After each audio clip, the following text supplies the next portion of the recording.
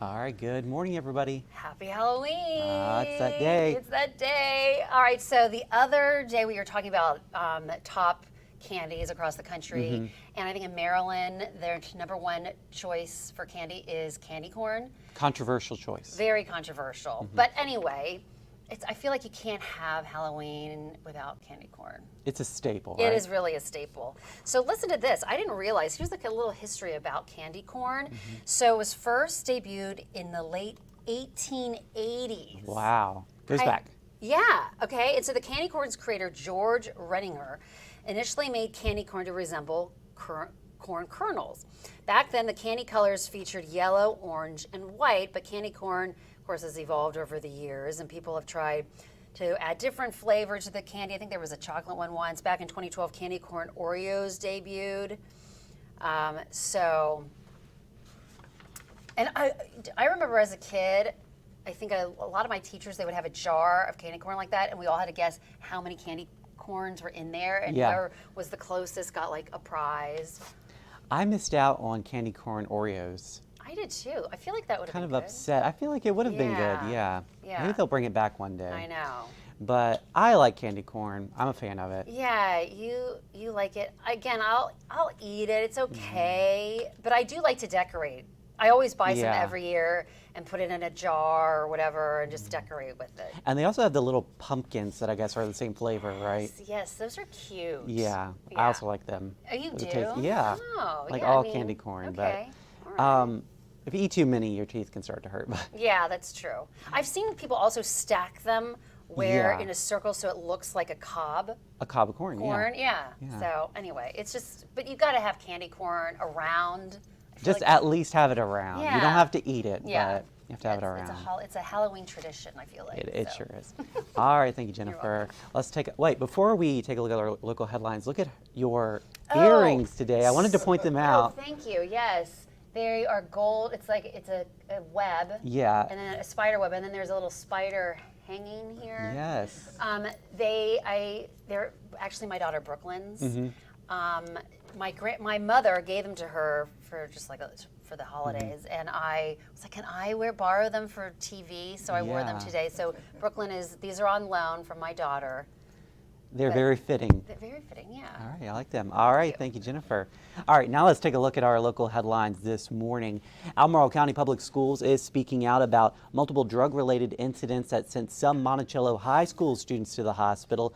According to an email sent to families from the superintendent, the students were taken to the hospital after using THC vape pens. The district says the students used the vape pens on their permitted off-campus lunch period.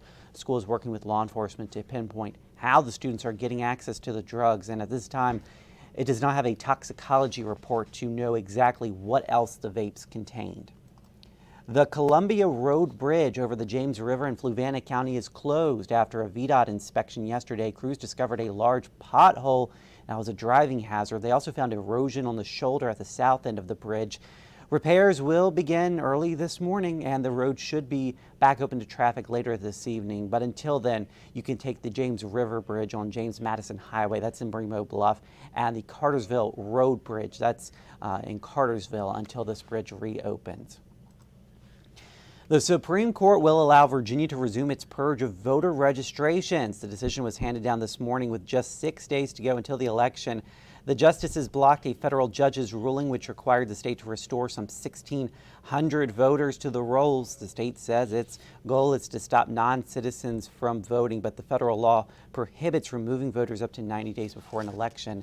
The order was signed by the governor on the 90th day before November 5th. Youngkin says the ruling is a victory for common sense and election fairness.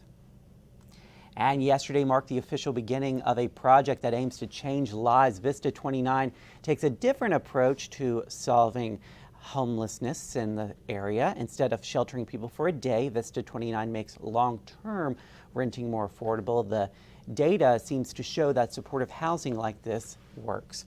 All right, we are now joined by David. Unfortunately, you do not have any cool earrings to show us this morning. No, of course. We feel like we should have costumes on at least. Right. But weather-wise, it should be a beautiful day for trick-or-treating, or even the adults who like to take part in Halloween festivities. We'll start out mostly sunny, then becoming partly sunny today, breezy. 80, we're forecasting a high. Our record is 82, so we're going to get pretty close to that.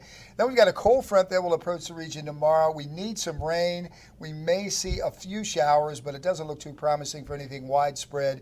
Still above normal. We'll get up into the upper 70s, and then we cool back to the normal levels for the weekend, mid-60s with sunshine. Should be a pleasant weekend. Again, don't forget to turn your clocks back 1 hour before going to bed Saturday night as daylight saving time ends. Make sure you change your batteries in your smoke detector. We're back in the 70s on Monday. Of course, next Tuesday, an important day, Election Day, sunny and 74, and we'll warm into the mid-70s with sunshine on Wednesday. So this above normal pattern is going to take us at least into the start of November. Yeah, you can't really expect 70-degree temperatures in November, so No. enjoy it. Yes. Get outside and enjoy it. Yeah. All right, thank you, David, and thank you guys for joining us this morning on the Morning Rush. Here's a live look at traffic. This is at Plank Road on Route 29 this morning. There was a crash earlier this morning that closed down a lane, but that has since been cleared, VDOT tells us, so things are moving smoothly. I hope you guys have a great day out there, a great Halloween. Stay safe out there, and make sure you keep an eye out for those children that are trick-or-treating this evening and tonight. We'll be back on 29 News at noon.